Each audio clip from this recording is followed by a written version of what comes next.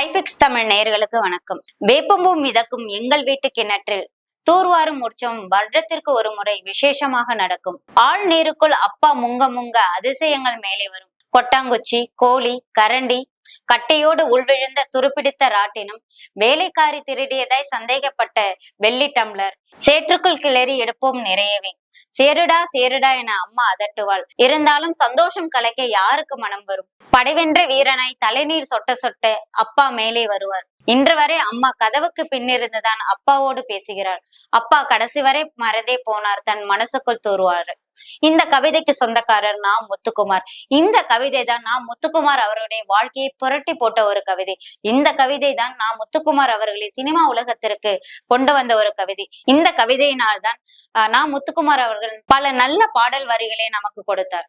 இன்று நான் முத்துக்குமார் அவர்களுடைய பிறந்த தினம். இந்த கவிதையோட பேர் தூர். நான் முத்துக்குமார் அவர்கள் காலேஜ் படிக்கும் பொழுதே நிறைய கவிதைகள் எழுதுவார். எழுதிய கவிதைகளை நிறைய பத்திரிகைகளுக்கு, நாளிதழ்களுக்கு எல்லாம் அனுப்பி வைப்பார். அப்போது கணையாழிங்கிற ஒரு இதழில ஒரு ஆண்டு விழா ஏற்பாடு செய்யப்பட்டிருந்தது. அதற்காக பரிசுக்காக இந்த தூர் அப்படிங்கிற கவிதையை எழுதி அமைச்சிருந்தாரு. இந்த கவிதை பரிசும் வின் பண்ணுச்சு. அந்த ஆண்டு விழா பரிசு வழங்கும் விழாவில கமல்ஹாசன் அவர்கள், சுஜாதா அவர்கள், அசோகமித்திரன் அவர்கள், இந்திரா பார்த்தசாரதி போன்ற பெரும் ஆளுமைகள்லாம் வந்திருந்தாங்க.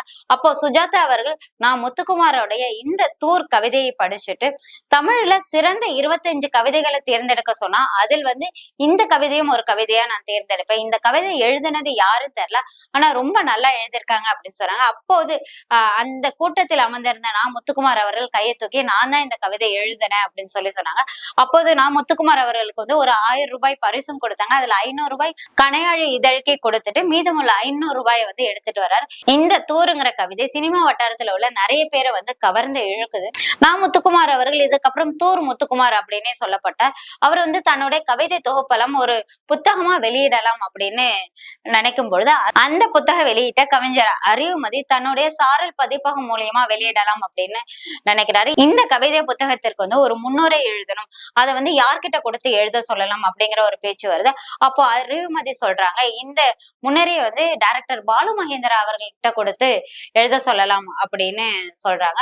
என்னோட கவிதைக்கெல்லாம் அவர் முன்னரே எழுதுவாரா அப்படின்னா நான் சிபாரிசு செய்யறேன் அப்படின்னு அறிவுமதி அன்பின் அப்பாவுக்கு அப்படின்னு சொல்லி ஒரு சிபாரிசு கடிதத்தை எழுதி நான் முத்துக்குமார் அவர்கிட்ட கொடுத்து பாலு மகேந்திரா அவர்களை போய் பார்க்க சொல்றார். நான் முத்துக்குமார் அவரும் அந்த கடிதத்தை எடுத்துக்கிட்டு பாலு மகேந்திராவை போய் பாக்குறாங்க. பாலு மகேந்திரா தூருங்கிற இந்த கவிதையை முன்னாடியே படிச்சிருப்பாரு. அந்த கவிதையை படிச்சுட்டு நான் முத்துக்குமார் அவர்களை ரொம்ப பாராட்டவும் செஞ்சிருக்கிறாரு. இந்த புத்தகத்திற்கு நான் முன்னுரை எழுதி தரேன், நாளைக்கு வாங்க அப்படின்னு சொல்லியிருக்காரு. அப்போ பாரதிராஜா அவர்கள் ஏற்பாடு செஞ்ச ஒரு நிகழ்ச்சியில பாலு மகேந்திரா கலந்துக்கிறாரு. அந்த நிகழ்ச்சியில இந்த தூர் அப்படிங்கிற கவிதையை படிச்சு காமிக்கிறாரு. படிச்சு காமிச்சுட்டு இதை என்னோட அசிஸ்டன்ட் எழுதினது அப்படின்னு சொல்றாங்க. அன்னையில இருந்து பாலு மகேந்திரா தன்னோட அசிஸ்டன்ட் டைரக்டரா நான் முத்துக்குமார் அவர்களை சித்திருக்கிறாரு. இந்த கவிதை புத்தகம் பட்டாம்பூச்சி விற்பவன் அப்படிங்கிற ஒரு பேர்ல பாரதிராஜா அவர்கள் வெளியிடுறாங்க. கொஞ்ச வருஷம் அசிஸ்டன்ட் டைரக்டரா வேலை பார்க்கிற நான் முத்துக்குமார் அவர்கள் தன்னுடைய ஆர்வம் கவிதை மீதுதான், அதாவது திரைப்படங்களுக்கு பாடல் எழுதலாம் அப்படின்னு ஒரு முடிவு செய்யறாரு. இந்த முடிவை பாலு மகேந்திரா கிட்ட சொல்றாங்க. பாலு மகேந்திராவும் வாழ்த்துக்கள் கூறி அனுப்பி வைக்கிறார். உன்னுடைய முதல் பாட்டு எனக்கு தான் இருக்கணும் அப்படின்னு சொல்றாரு. ஆனா இந்த வாய்ப்பு தட்டி பறிக்கிறார் சீமான் அவர்கள்.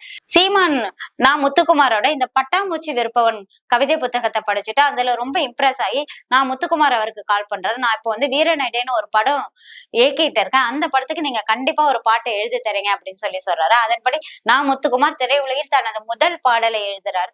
இந்த பாட்டுக்கு சீமான் அவர்கள் அப்பொழுது பெரிய பெரிய லீடிங்ல இருக்கிற ஒரு பாடலாசிரியர்களுக்கு எவ்வளவு சம்பளம் கொடுப்பாங்களோ அதே சம்பளத்தை கொடுக்கிறாரு.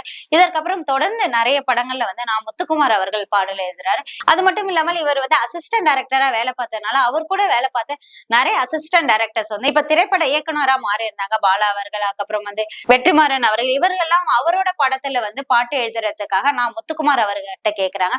அந்த பாடல் எல்லாம் சூப்பர் டூப்பர் ஹிட் ஆகுது.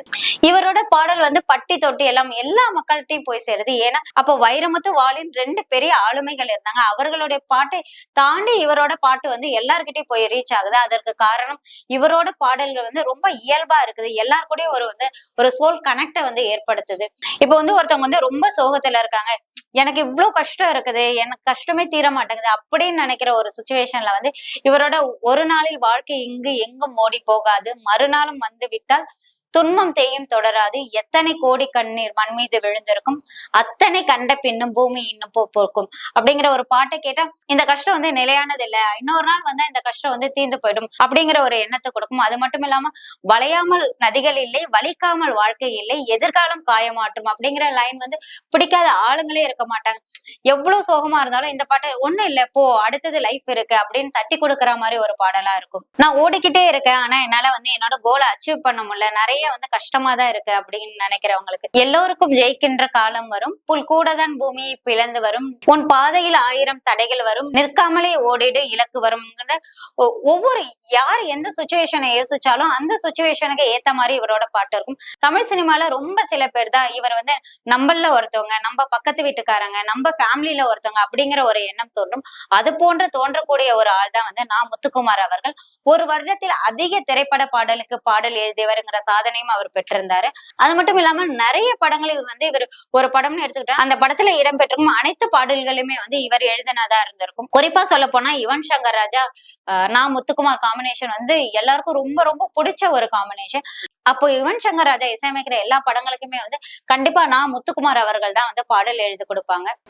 2013, 2014 இந்த 2 ஆண்டுகளுக்கு சிறந்த பாடல் ஆசிரியருக்கான தேசிய விருதை வந்து முத்துக்குமார் அவர்கள் வாங்கியிருந்தாங்க. என்ன பாட்டுக்கு வாங்கியிருந்தாங்க அப்படின்னா, ஆனந்த யாழை மீட்டுகிறாய். இந்த பாடல்ல வந்து மகள்களை பெற்ற அப்பாக்களுக்கு மட்டும்தான் தெரியும், முத்தம் காமத்தை சார்ந்தது இல்லை அப்படின்னா, அதுக்கப்புறம் சிறு புல்லில் உறங்கும் பனியில் தெரியும் மலையின் அழகோ தாங்கவில்லை. அந்த புல்லுல வந்து தேங்கி இருக்கிற அந்த பனி துளியில வந்து அவ்வளவு பெரிய மலையோட அழகு வந்து அழகா தெரியும், அதை வந்து அந்த புல்னால தாங்க முடியல அப்படிங்கிற மாதிரி ரொம்ப அழகான வரிகளா இருக்கும் இவரோட வரிகள். அது போல் பூக்கள் பூக்கும் தருணத்துல வந்து பாதை முடிந்த பிறகும் இந்த உலகில் பயணங்கள் முடிவதில்லை அப்படிங்கிற ஒரு அழகான லைன் இருக்கும்.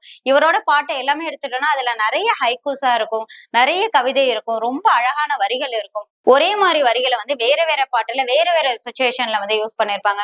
கல்லறையின் மேல் பூக்கும் பூக்கள் கூந்தலை போய் சேருமா, ஒரு கல்லறையில பூக்கிற பூ வந்து யாராவது எடுத்து தலையில வச்சுப்பாங்களா அப்படின்னு கேக்குற மாதிரி இருக்கும். அதே கல்லறை பூக்களை வச்சு இன்னொரு பாட்டும் எழுதியிருப்பாரு. கல்லறை பூக்கும் பூக்கள் என்று பட்டாம்பூச்சி பார்த்திருமா, கல்லறையில பூத்தாலும் பட்டாம்பூச்சி போய் தேனை சாப்பிடதான் போகும்.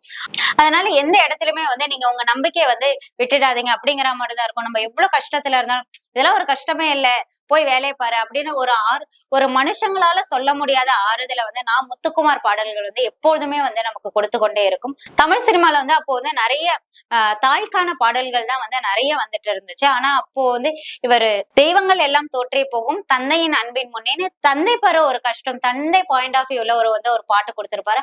அந்த பாட்டு இப்போ வரைக்கும் நிறைய பேருக்கு ஒரு ஃபேவரட் சாங்காவே இருக்குது. இவ்வளவு பாடல்கள், இவ்வளவு சாதனைகள், இது எல்லாமே வந்து ரொம்ப குறைந்த காலத்திலேயே அவர் வந்து பண்ணி முடிச்சுட்டாரு. 2014 மஞ்சக்கமலை காரணமா வந்து அவர் உயிரிழந்துட்டாரு. இவரோட கடைசி கட்டத்துல கூட ஏ.ஆர். ரஹ்மான் இசையில புள்ளினங்கான ஒரு பாட்டு எழுதியிருந்தாரு. அந்த பாட்டுல கூட கடன் வாங்கி சிரிக்கின்ற மானிட நெஞ்சை ஏன் கொய்கிறாய் அப்படின்னு இருக்கும். மனுஷங்க எல்லாமே கடன் வாங்கிதான் சிரிச்சிட்டு இருக்கிறாங்க அப்படிங்கிற மாதிரி அந்த இது இருக்கும். இவரோட பாடல் பெரும்பான்மையுமே ஒரு ஓமையோட தான் இருக்கும். அந்த ஓமை வந்து எல்லாருக்கும் புரியக்கூடிய வகையில இருக்கும், எல்லாரும் கூட கனெக்ட் ஆகக்கூடிய ஒரு வகையில இருக்கும். முத்துக்குமாரோட இழப்புங்கிறது வந்து பாடல் உலகத்துக்கு மட்டும் இல்லாமல் தமிழ் சினிமாவுக்கு மட்டும் இல்லாமல் நிறைய பேருக்கு வந்து ஒரு சொந்த இழப்பு மாதிரியே தான் இருந்துச்சு. தன்னுடைய ஃபேமிலியில இருந்த ஒருத்தவங்க இறந்து போயிட்டாங்க அப்படிங்கிற மாதிரிதான் வந்து எல்லாருமே பார்த்தாங்க. அவர் இறந்ததுக்கு அப்புறம் வந்து அவர் மகனுக்கு எழுதின ஒரு லெட்டர் கூட ரொம்ப சோசியல் மீடியால எல்லாம் வைரல் ஆச்சு. அந்த கடிதத்தை வந்து தமிழக அரசு 9வது பாட புத்தகத்திலையும் சேர்த்திருக்கிறாங்க. அவரோட மகன் வந்து எதிர்காலத்துல அவரை மாதிரியே ஒரு பாடலாசிரியரா வருவாரா, பொறுத்திருந்து பார்க்கலாம் வாங்க.